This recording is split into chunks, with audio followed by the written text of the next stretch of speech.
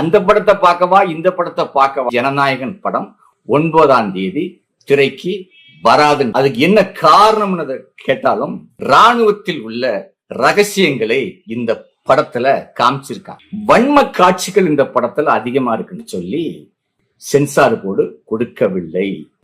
சிவகார்த்திகேயன் படம் மட்டும்தான் பொங்கலுக்கு ஓடும். விஜய் படம் ஓடாதுல்ல, வராது.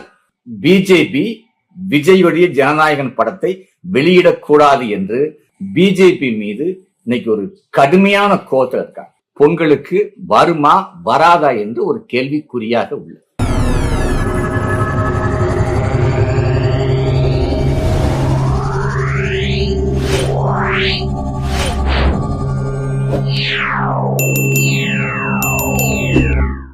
அன்புமிக்க தமிழ் சினிமா ரசிக பெருமக்கள் அனைவருக்கும் வணக்கம்ங்க.